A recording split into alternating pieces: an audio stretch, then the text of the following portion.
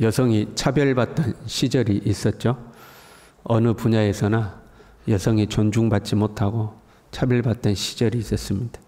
그런데 이제는 여성이 평등한 시대를 만들어가고 있고, 간혹 보면 여성 상위 시대가 되지 않았나 싶을 정도로 이제 여성의 이 여건이 신장이 되었습니다.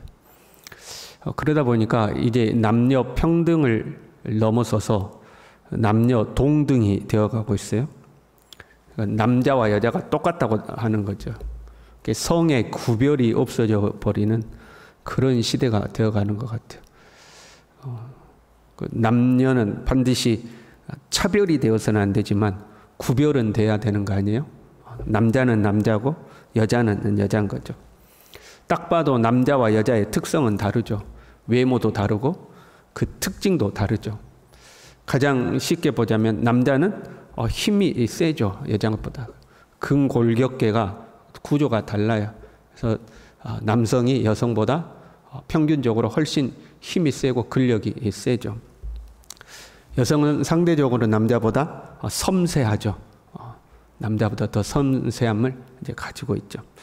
보편적으로는 그런 것 같아요. 그 여성이 가지는 특징 중에 하나가 영적인 민감성이 있어요. 성경에 보면 남자 선지자들이 등장하잖아요. 대부분 남자 선지자들이 등장하는데 그것은 그 시대 배경을 가지고 있기 때문에 그래요. 성경이 쓰여지던 시대만 해도 남성이 더 존중받던 시대죠. 어디 여자가 나서냐고 이제 이런 시대가 되거든요. 그러니까 남자 선지자들이 많이 등장하죠. 그러나 여성들이 영적으로 더 민감한 것을 평균적으로 보게 돼요. 그래서 여성의 직감, 여자의 직감이라는 표현은 있지만 남자의 직감 이런 표현은 없잖아요. 여자가 어떤 그런 직감에 가는 영적인 어떤 감각에 있어서 여성이 더 민감한 거죠. 그래서 여성들에게 영적인 은사와 때로 신비한 것들이 더 잘 나타나는 것 같아요. 제 개인적인 생각으로는 남자들보다는 여자들이 훨씬 더 그래요. 여러분 기도도 남자들보다는 여자들이 많이 하잖아요. 그러니까 여자들에게 이런 것들이 훨씬 더 많이 나타나는 거죠. 이 교회도 가만 보면요. 목사님은 은사가 없는데 사모님이 은사가 있는 교회들이 종종 있어요. 그래서 목사님은 말씀 전하는 일만 하고 사모님이 막 기도하고 뭐 이런 거 하는 교회들도 보면 있죠. 그런데 이러한 영적 특성이 문제를 일으키는 경우도 많이 있어요. 은사가 나타나면 영적인 권위를 가져버리는 것이 문제죠. 은사가 나타나면 은사로만 봐야 되는데 은사가 나타났던 것 때문에 그것이 그 사람이 영적 권위를 가져요. 예를 들어 교회 목사님은 은사가 없어요. 그런데 그 교회 권사님에게서 은사가 나타났어요. 그럼 사람들은 목사의 말을 따르기보다 권사의 말을 따르죠. 이게 은사가 나타났다는 것으로 권위를 갖게 되는 거죠. 은사와 권위를 구별을 못해서 나타나는 문제들이죠. 그럼 전쟁을 해요. 전쟁터에 나갔을 때에 주군이 싸움을 잘할까요? 전장에서 싸우는 장수가 싸움을 잘할까요? 장수가 싸움을 훨씬 잘하죠. 왕보다는 장수가 싸움을 훨씬 잘하는 거 아니에요? 여러분 축구 감독이 축구를 더 잘해요? 필드에서 뛰고 있는 선수가 더 잘해요? 감독이 잘할 것 같으면 자기가 필드에서 뛸 거 아니에요? 선수가 훨씬 잘해죠. 그러나 장수는 주군의 말에 순종하고 선수는 감독의 말에 순종을 하죠. 왜요? 권위가 거기에 있기 때문에 그래요. 그러니까 실력과 권위는 다르다 이 말이에요. 은사와 권위는 다른 거죠. 훈련되지 않고 이 권위와 은사를 구별하지도 못하고 또 그 권위의 통제를 따르지 않는 은사 또는 신비는 반드시 문제가 생깁니다. 은사는 은사로서 끝나야 되는데 거기에 권위가 부여되면 질서가 이제 무너지는 거거든요. 본문 17절에 이렇게 돼 있어요. 자기 마음대로 애언하는 여자들 이런 표현이 나와요. 자기 마음대로 애언하는 여자들. 성경에도 여자 선지자들이 몇 명 등장하거든요. 미리암이라든가 두보라라든가 훌다라든가 이런 여자 선지자가 등장해요. 그들에게는 선지자라는 표현을 써요. 그런데 본문은 자기 마음대로 애언하는 선지자라는 표현을 쓰지 않았어요. 말 그대로 그냥 여자들이라고 써요. 여자들. 딸들이라는 말이거든요. 선지자로도 보지 않는다 이 말이에요. 그냥 여자들이라는 거예요.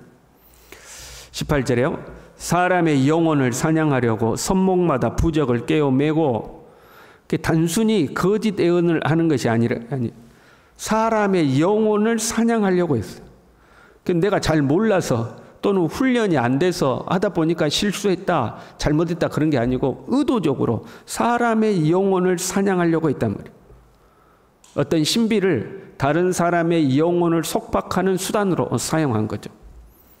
한번 어쩌다 예언하는 것으로 끝난 것이 아니라 이런 사람들은 상대방이 계속해서 나를 따르도록 만들죠. 나를 따르지 않으면 안 될 것처럼 해요. 그게 영혼을 사냥하는 거거든요. 그 사람의 삶을 완전히 통제해 버리는 거죠. 그리고 그 끝은 내게 이익이 되는 것을 그 사람에게서 이제 갈취하는 거거든요. 실제로 참 이런 일들이 많이 일어나는 것 같아요. 교회의 질서를 벗어난 사람들, 그 사람들 사이에서 신비 운동을 하면서, 여러분, 그러니까 교회 안에서 이루어져야 되는데, 질서 안에서 이루어져야 되는데, 누가 은사가 나타났다 그러면 교회 밖에서 그 몰래 모여서 기도를 한다거나, 몰래 뭘 한다거나, 그러면 반드시 이제 그런 문제가 생기는 거죠. 또는 교회가 통째로 이렇게 되기도 해요. 목사나 사모가 이런 것들을 주도해 가기도 하죠.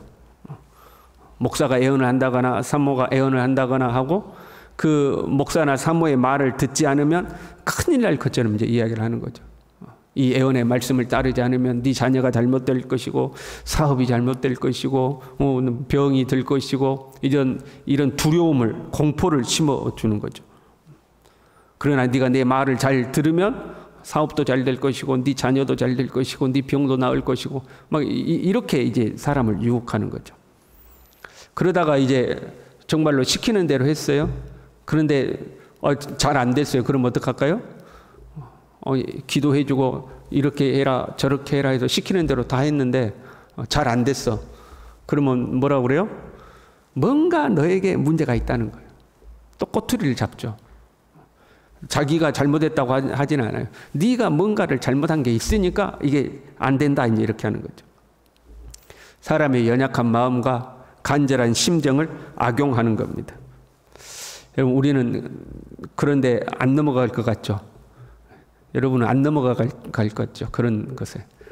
사람이요, 간절한 문제가 생기면 넘어가게 됩니다.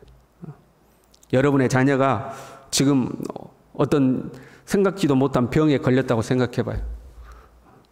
그런데 내가 다 기도해 주더니 당신이 이렇게 하면 당신 아들 병이 나을 거다. 당신이 저렇게 하면 당신 딸 병이 나을 거다. 그래요. 그럼 여러분 그렇게 할 거예요? 안 할 거예요?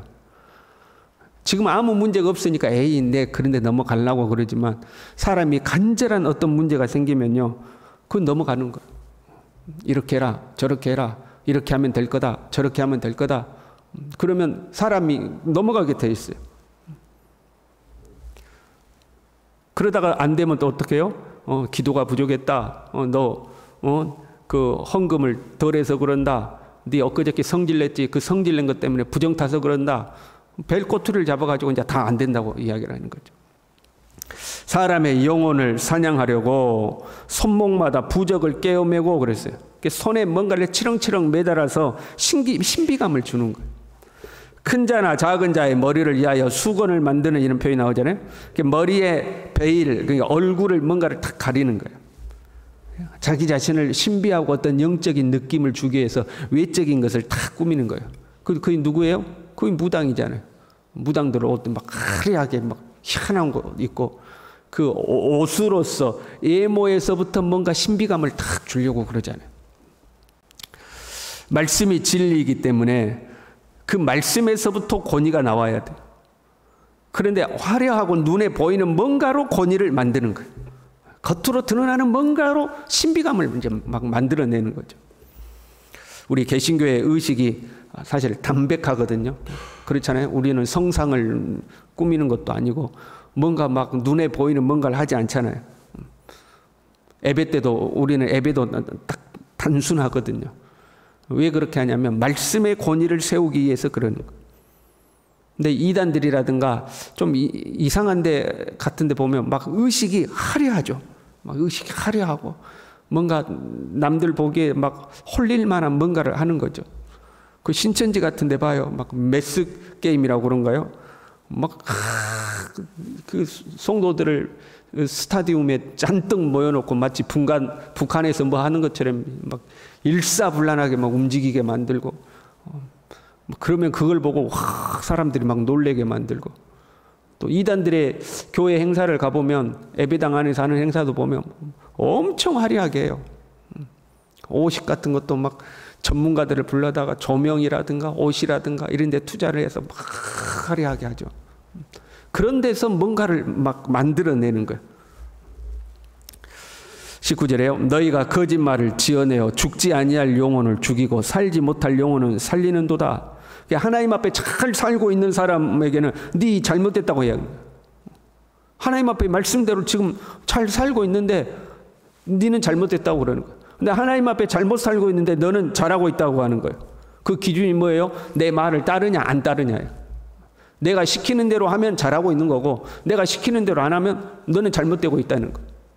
하나님 앞에 건전하게 믿음 생활 잘하고 있는데 내 말이 안 통하거든요. 그러니까 너는 잘못됐다는 거예요. 너는 죽을 영혼이라는 거예요.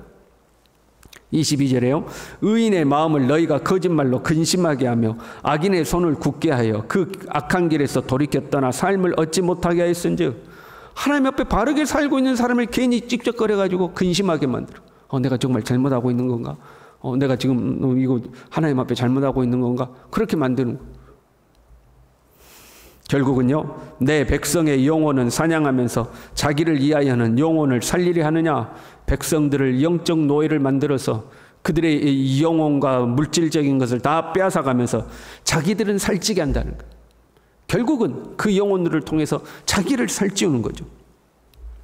사실 백성들도 문제죠. 19절에 보면요, 거짓말을 고지 듣는 내 백성이라는 표현이 들어요.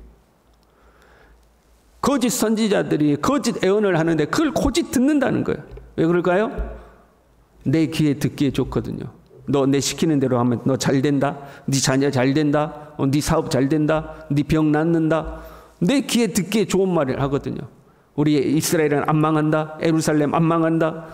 우리는 평안할 것이다. 회복될 것이다. 내 귀에 듣기 좋은 말인데 그게 거짓말이거든요. 근데 거짓말인데 내 귀에 듣기 좋으니까 그걸 받아들인다는 거예요. 여러분, 우리가 이상한 거 쫓아가면 안 돼요.